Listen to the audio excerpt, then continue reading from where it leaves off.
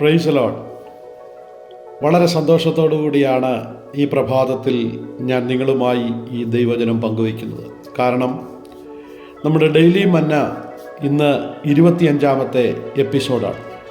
സർവശക്തനായ ദൈവം ഈ 25-ാമത്തെ എപ്പിസോഡും അനുഗ്രഹമാക്കി തീർക്കുന്നതിനായി ഞാൻ ദൈവത്തിന് സ്തോത്രം ചെയ്യുന്നു. നിങ്ങളുടെ പ്രതികരണങ്ങൾ അറിയാൻ ഞങ്ങൾക്ക് സന്തോഷമുണ്ട്. ഈ വചനം നിങ്ങളെ ആശ്വസിപ്പിക്കുന്നുണ്ടോ, ഈ വചനം നിങ്ങൾക്ക് അനുഗ്രഹമാണോ എന്നൊക്കെ നിങ്ങളുടെ പ്രതികരണങ്ങൾ അറിയാൻ ഞങ്ങൾക്ക് വലിയ ആഗ്രഹമുണ്ട്. എങ്കിലും ദൈവവചനത്തിൻ്റെ പാദപീഠത്തിലേക്ക് ഇന്ന് വീണ്ടും നമ്മളെ തന്നെ നമുക്ക് ഏൽപ്പിക്കാം. ഇന്ന് നമ്മൾ ചിന്തിക്കുന്നത് സങ്കട വഴികളിൽ ഇറങ്ങി വരുന്ന ദൈവം. യാക്കോബിന് തൻ്റെ പ്രിയ ഭാര്യയായ റാഹേലിൽ ദൈവം നൽകിയ സന്തതിയാണ് യോസേഫ്. ആഴമേറിയ സ്വഭാവ സവിശേഷതകളുള്ള കനകശോഭയുള്ള ഒരു വ്യക്തിത്വത്തിനുടമയാണ് യോസേഫ്. വലിയ സ്വപ്നങ്ങളുള്ളവൻ. സ്വപ്നങ്ങളുള്ളവർക്ക് സങ്കട വഴികളിൽ കൂടി കടക്കേണ്ടതായി വരും എന്ന കാര്യം നാം തിരിച്ചറിയണം. ആ സങ്കട വഴികളിൽ പരീക്ഷകളും പരിശോധനകളും ഉണ്ടാകും. ജോസഫിൻ്റെ സ്വപ്നം തൻ്റെ സ്വന്തം സഹോദരന്മാരിൽ പോലും അസൂയ ജനിപ്പിച്ചു. അതവനെ സങ്കട വഴികളിലേക്ക് നയിക്കുവാനിടയായി. ആ പരീക്ഷണങ്ങളിൽ ദൈവം തൻ്റെ കൂടെ ഉണ്ടായിരുന്നു. ആ പരീക്ഷണങ്ങളിൽ കൈവിടപ്പെട്ടു പോയേക്കാമായിരുന്ന സാഹചര്യങ്ങളിൽ ദൈവം തനിക്ക് അനുകൂലമായിരുന്നത് കൊണ്ട് താൻ രക്ഷപ്പെടുവാനായിട്ടിടയായി. വളരെ പ്രധാനപ്പെട്ട യോസേഫിൻ്റെ ഒരു സ്വഭാവ സവിശേഷത താൻ വിശ്വസ്തതയുള്ളവനായിരുന്നു എന്നുള്ളതാണ്.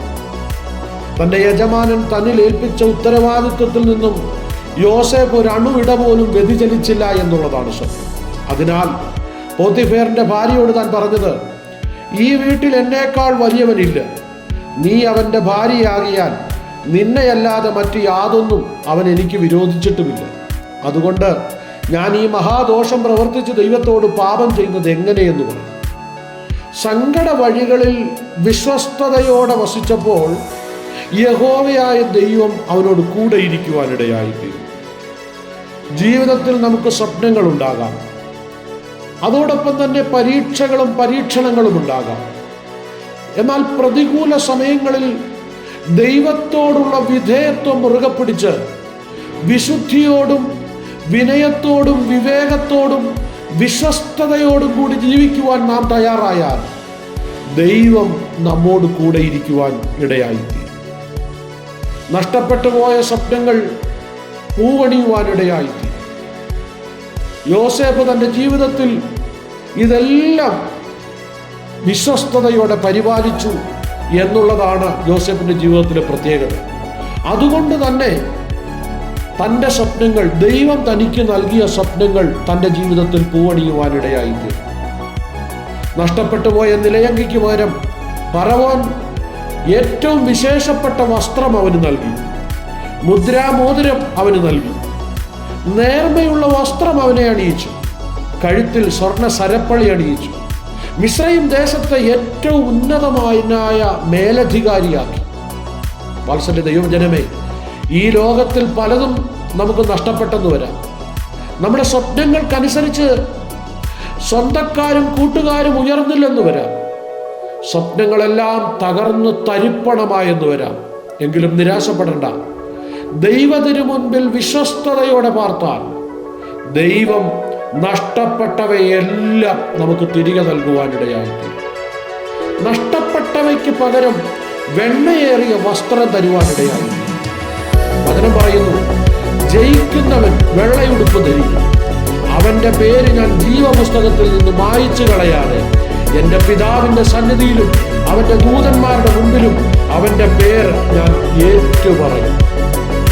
ദൈവം തൻ്റെ വചനത്തിൽ ഇങ്ങനെ പറഞ്ഞിരിക്കുകയാണ്, ഇവർ വെള്ളയുടുപ്പ് ധരിച്ചവർ ഇവർ ആരെന്ന ചോദ്യത്തിന് പറയും, ഇവർ മഹാകഷ്ടത്തിൽ നിന്ന് വന്നവർ, കുഞ്ഞാടിന്റെ രക്തത്തിൽ തങ്ങളുടെ അങ്കി അലക്കി വെളുപ്പിച്ചിരിക്കും. അതുകൊണ്ട് അവർ ദൈവത്തിന്റെ സിംഹാസനത്തിന് മുമ്പിൽ ഇരുന്ന് അവന്റെ ആലയത്തിൽ രാപ്പകൽ അവനെ ആരാധിക്കുന്നു. സിംഹാസനത്തിൽ ഇരിക്കുന്നവൻ അവർക്കൊരു കൂടാരമായി.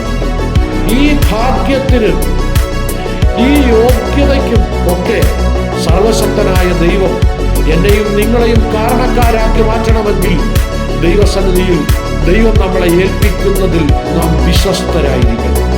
സാമ്പത്തിക ഇടപാടുകളിൽ നാം വിശ്വസ്തരായിരിക്കണം. കുടുംബ ജീവിതത്തിൽ നാം വിശ്വസ്തരായിരിക്കണം.